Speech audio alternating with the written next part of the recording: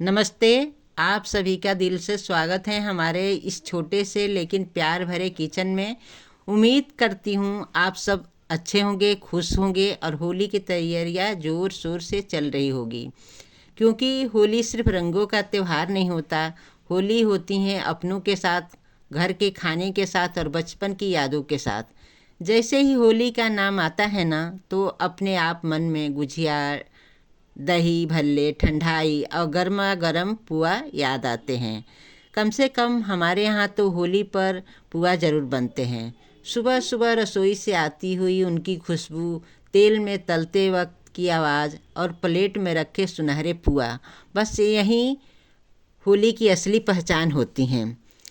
इसलिए आज मैं आपके लिए लेकर आई हूँ बिल्कुल घर जैसे सॉफ्ट और अंदर से और बाहर से हल्के क्रिस्पी पुआ, जो बनते हैं बहुत ही आसान तरीके से, बिना किसी मुश्किल सामग्री के।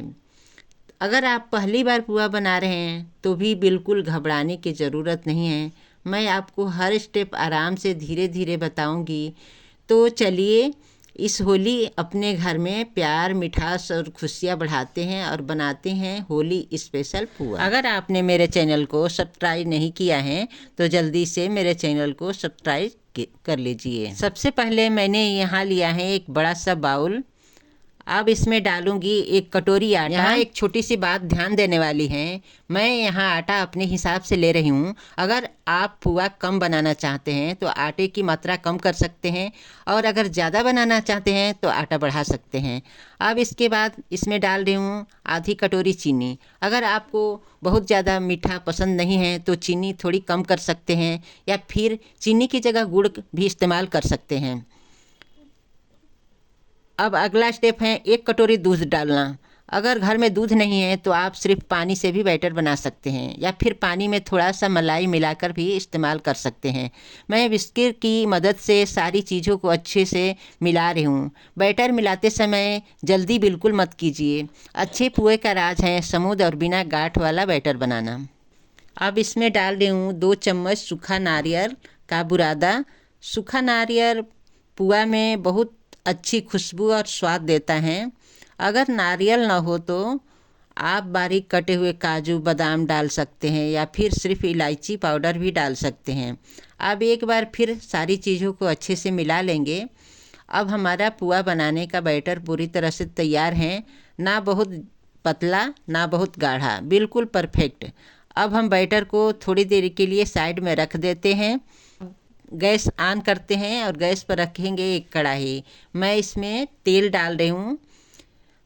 तेल की जगह आप घी का भी इस्तेमाल कर सकते हैं। तेल को मध्यम से तेज़ आंच पर अच्छे से गर्म होने देंगे। जब तेल अच्छे से गर्म हो जाए तो कलछी या कटोरी की मदद से बैटर लेकर तेल में एक ही जगह पर डालेंगे।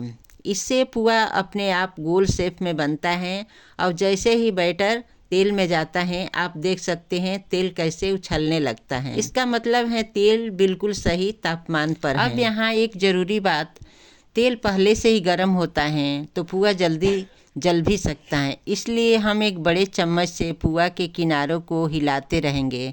इससे क्या होगा, पुआ जलेगा नहीं, दोनों तरफ से बराबर पकेगा, रंग भी बहुत सुंदर आएगा। जब पुआ दोनों तरफ से अच्छे से पक जाए तो उसका रंग सुनहरा भूरा हो जाएगा, तो हम उसे कढ़ाई से निकाल लेंगे। लेकिन निकालने से पहले एक छोटी सी ट्रिक अपनाते हैं। मैं चम्मच से पुआ को थोड़ा ऊपर उठाकर कढ़ाई के कोने में हल्का सा दबा देती हूँ। इससे सारा तेल वापस निकल जाएगा। सेकंड तक ऐसा करेंगे, फिर पुआ प्लेट में निकाल लेंगे। इसी तरह बाकी बचे हुए सारे बैटर से पुआ बनाते रहेंगे। पहला पुआ तो हमारा अच्छे से बनकर तैयार हो गया है, और अब हम इसी तरह बिल्कुल सही प्रोसेस को फॉलो करते हुए बाकी बचे हुए सारे बैटर से पुआ बनाते रहेंगे। जैसे जैसे हम पुआ तलते जाते हैं तेल और ज़्यादा गर्म होता चला जाता है। तो हर बार नया पुआ डालने से पहले मैं गैस की फ्लेम को थोड़ा कम या मीडियम कर लेती हूँ। अगर तेल बहुत ज़्यादा गर्म हो जाएगा तो पुआ बाहर से जल्दी जल जाता है, लेकिन अंदर से कच्चा रह जाएगा।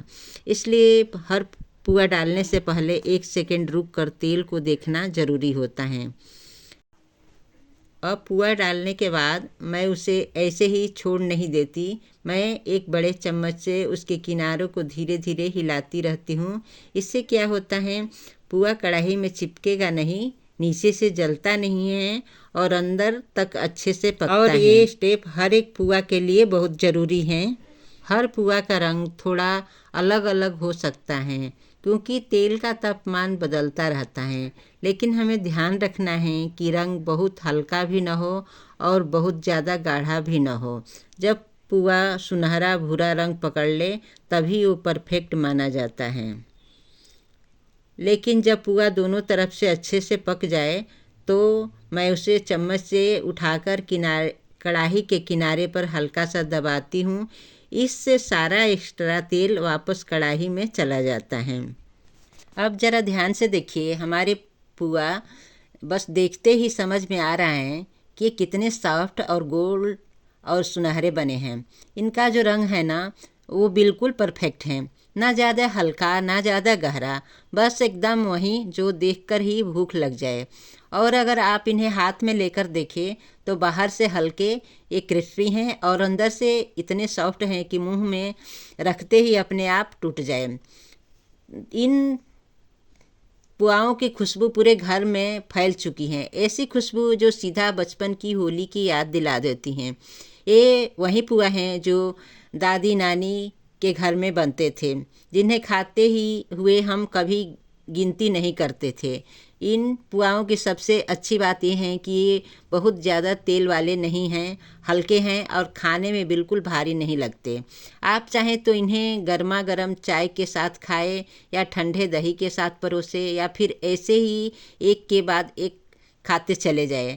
सच बताइए, आप इन पुआओं को देखकर आपका भी मन कर रहा है ना कि अभी एक उठाकर चखने का।